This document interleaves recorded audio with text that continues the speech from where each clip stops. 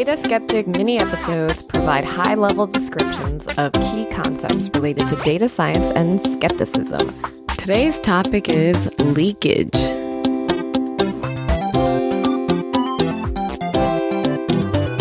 So we bought a house, we closed escrow, we moved in, and we moved in last Friday. Before we jump in, any thoughts on the house? I tried to take a shower. Oh, yeah.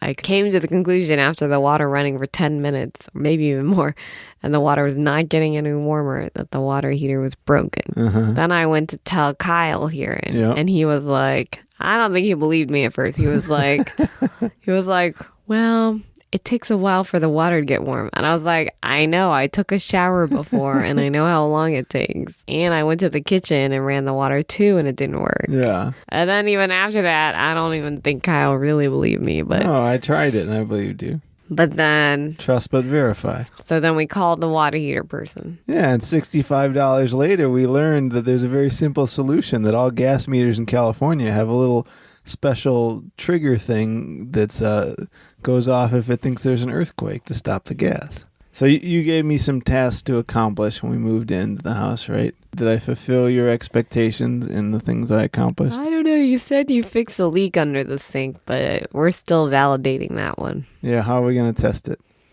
I'll just look randomly. Yeah, so you can report back maybe. But that's a nice little segue for us. Today's topic is leakage. Linda, what does leakage mean to you? What's your sort of definition, working definition?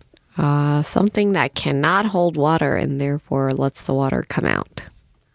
Cannot hold water, lets the water come out. Or any liquid. But that's like a funnel. In a funnel, we wouldn't say it leaks. Well, if the intention is for it not to leak. Yeah. If the intention is for it to be waterproof or non-penetrable by water. One way we could say it is that a leak is something that we intend for things to stay in an area or to stay restricted, and that doesn't happen, right? We intend for the water to stay in the pipe, but it gets out, and that's a leak. So it's supposed to be a barrier, huh? Yeah. Well, yeah, a barrier or just a segregation sort of thing.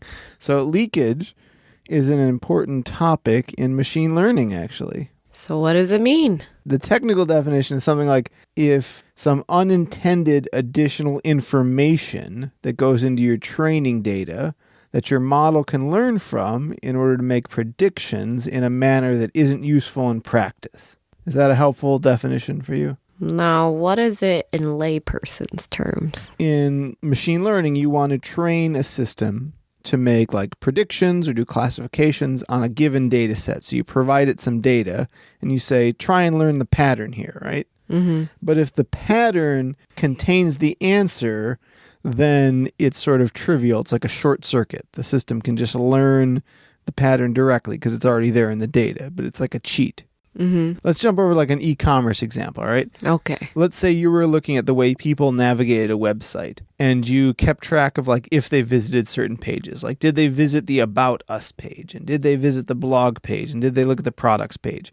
And you wanted to predict, are these customers that canceled their subscription? If they happen to visit the page that's called cancelaccount.html, that would almost certainly correlate very highly with predicting that customer churned out, right? Mm-hmm. Because if you went to that page, you seem to have the intent of canceling your account.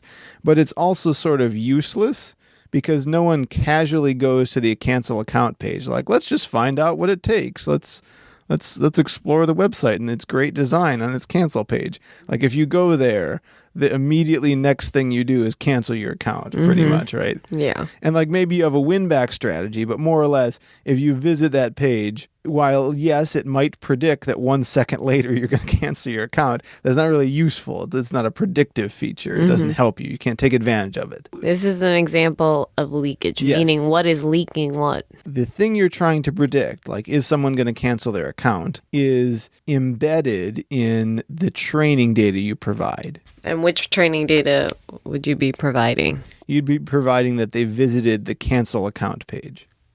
Okay. Now, on the other hand, that's not like totally bad. Like you could say like, well, how many times has this person done a search on our website? And that could be useful, right? Because if someone does a lot of searches, they're probably engaged and they're like, buying stuff and they're a good customer or whatever. And someone that does infrequent searches might be likely to say like, oh, I don't really use this. I'm just going to cancel it. So that is sort of okay. And there's some predictive power. There's good information in that. But this one little place, if you include the page where they go to cancel, then we would label that leakage because that event is not really useful to you and it's not generally available in your training set, but it's highly correlated with like a sequential step of the next thing that happens as you cancel. So sequential is a key term. Yeah, sequential matters a lot.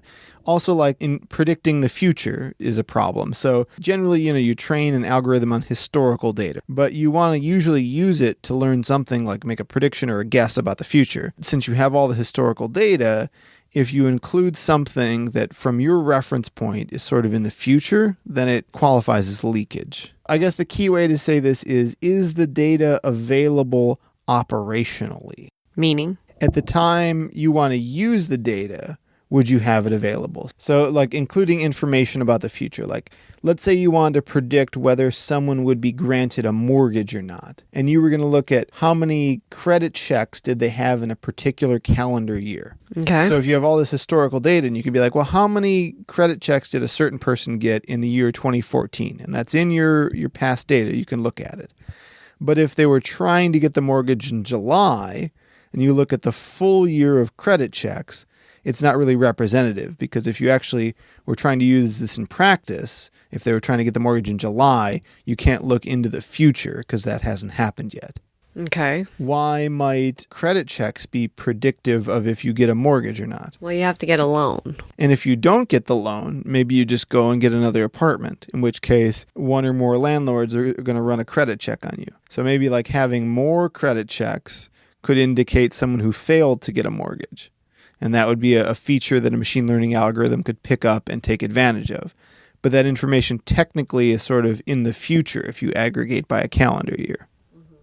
So that's an example of leakage when something about the future slips into your data set. So I guess the key idea here is if the data is operationally unavailable. So there's actually a famous example of leakage too that there was somebody was working on, I think, cancer rates, and they wanted to predict whether or not someone would survive. Every patient was sort of anonymized with a hospital code, but the code contained information about the facility they were at.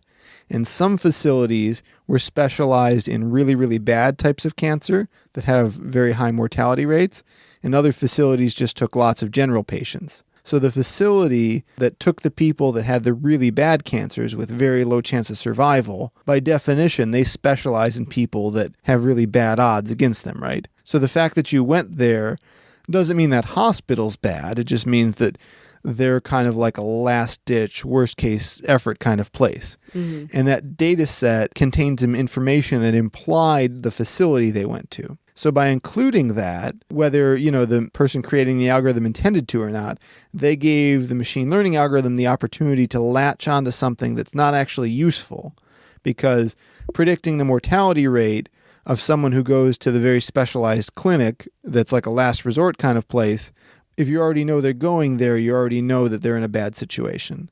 So that's leakage. So leakage is bad. Yeah, leakage is very bad. So it's wrong because the person who architected the solution didn't know that or didn't think it through? We could classify leakage in two ways. In a lot of competitions where people are like competing for who gets the highest score, leakage is generally used as a cheat. Like someone finds a way to like get a high score in like a machine learning competition. But leakage happens a lot accidentally. A very well-intentioned person might be trying to create a useful algorithm. And if they train it and the training enables the algorithm to get its result in a way that's not actually useful or not generalizable, then that's a really bad form of leakage because then their model's not helpful. So leakage, if you have a model and it has leakage, then it means your model is not a good model. Gotta get rid of it. Gotta fix it. Doesn't generalize. Okay. So then I have a question. Uh-huh.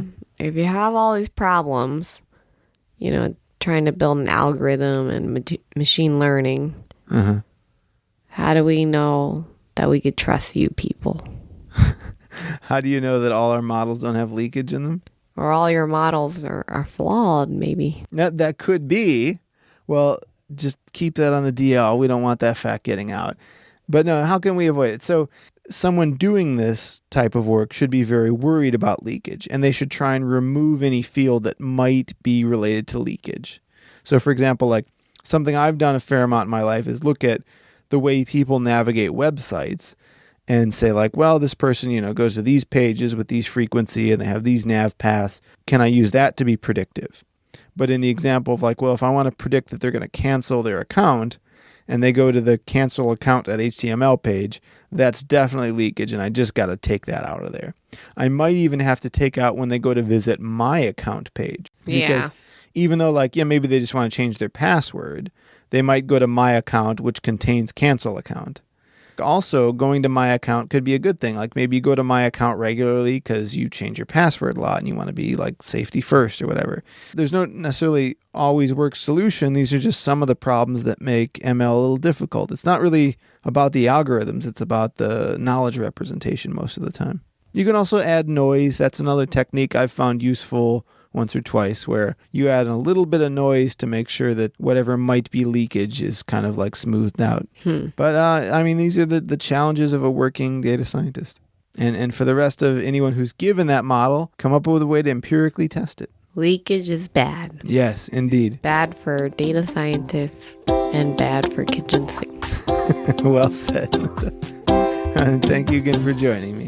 And until next time, I want to remind everyone to keep thinking skeptically of and with data. For more on this episode, visit dataskeptic.com. If you enjoyed the show, please give us a review on iTunes or Stitcher.